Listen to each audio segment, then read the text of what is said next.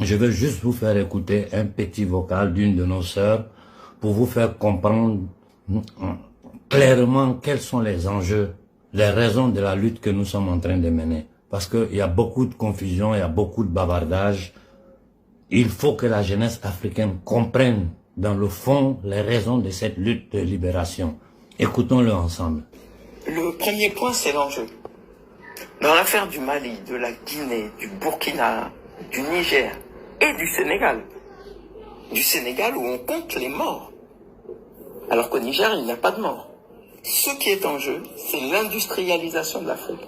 Autrement dit, la transformation par les Africains des matières premières de l'Afrique pour approvisionner en priorité le marché de l'Afrique.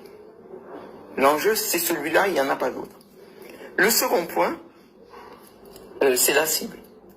La cible, elle est double. Et la cible principale, c'est le Nigeria. C'est pas le Niger. Reprenons la chronologie. En 1975, l'ECOWAS, CEDEAO en français, la Communauté économique des États d'Afrique de l'Ouest, est créée. Où ça? Au Nigeria. En 1980, le plan continental d'industrialisation de l'Afrique est adopté. Où ça? À Lagos, au Nigeria. Il faut se rappeler qu'en 80, on est encore en pleine lutte de libération dans toute l'Afrique australe. Et qu'il va falloir attendre 1994 pour des élections libres en Afrique du Sud. Je passe, chute du mur de Berlin, etc. 2003. Les 15 États de l'ECOWAS commencent à travailler sur la mise en place d'une monnaie commune, l'ECO. ECOWAS, ECO quoi. On est en 2003. 2005. L'avion qui transporte les experts financiers ouest-africains et leur sécurité tombe. Aucun survivant. Il devait rejoindre Abuja, la capitale du Nigeria, pour les travaux donc sur la création d'une monnaie commune. L'avion a décollé de Lagos et à quelques dizaines de kilomètres de Lagos, c'est le crash, demeuré inexpliqué jusqu'à ce jour. Il y avait par exemple le général Cheikh Oumar Diarra du Mali parmi les victimes. Soit dit en passant, ça vous fait une belle jambe si vous avez la sécurité dans l'avion et que l'avion tombe. 2009, donc là on est en 2005, 2009, l'ensemble des États de l'Union africaine adoptent une vision minière africaine. En fait, il s'agit de relancer le plan de Lagos, qui a été combattu par tout l'Occident et par les institutions de Bretton Woods, FMI en tête. Il faut savoir que dès les indépendances, des usines avaient été créées en masse pour produire localement les produits de première nécessité. Il y en avait au Mali, il y en avait en Guinée, etc.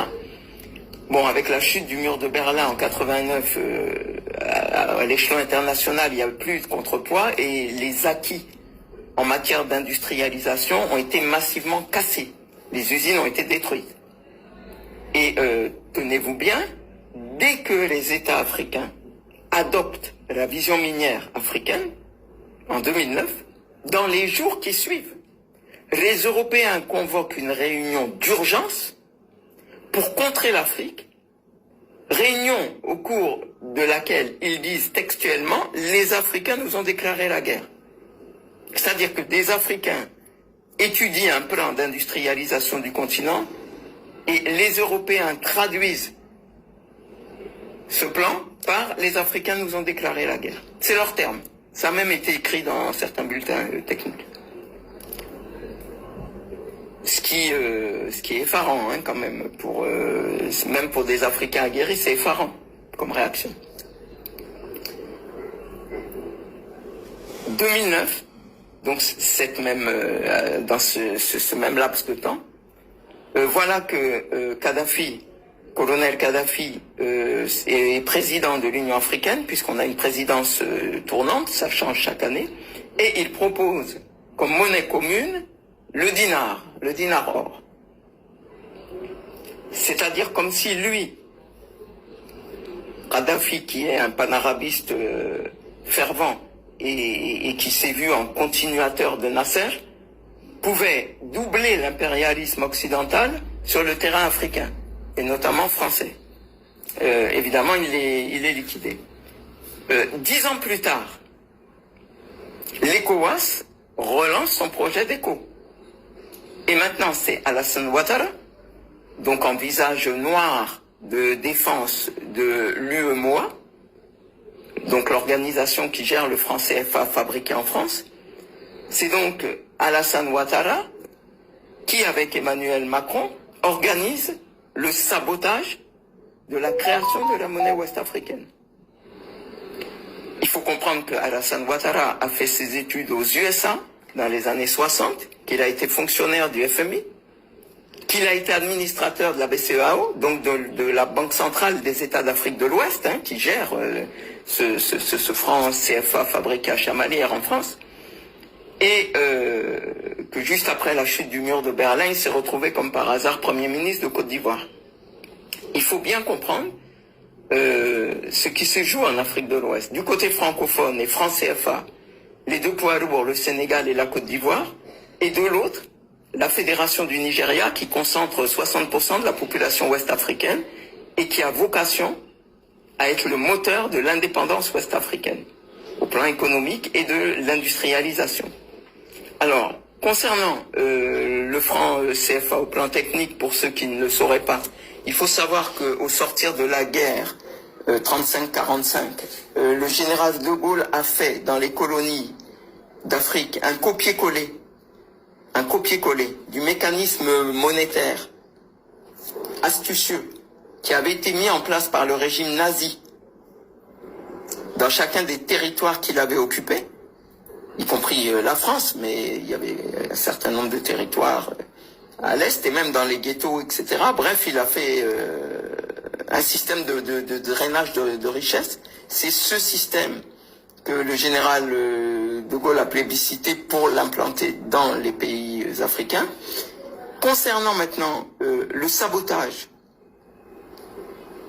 en 2019 de la monnaie ouest-africaine qui était en voie de création par l'ECOWAS, donc de cette monnaie ECO, là ça a été absolument incroyable.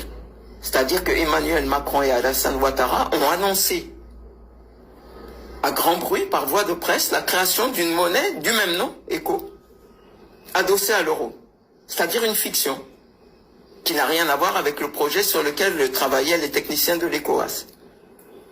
Et évidemment avec le but de semer la complète confusion, puisque Ouattara fait partie de l'ECOWAS, il annonce et quelque chose qui n'a rien à voir avec ce sur quoi les États travaillent. C'est pour donner une idée des pratiques de ces gens. Et concernant maintenant le Nigeria, il faut savoir que la France n'a eu qu'une stratégie depuis l'aube de l'indépendance, faire éclater la fédération du Nigeria. Et il est bien évident qu'une guerre au Niger ferait une pierre deux coups, parce que ça marquerait l'effondrement automatique de la CEDEAO et à plus ou moins brève échéance, bien sûr, l'éclatement de la fédération du Nigeria.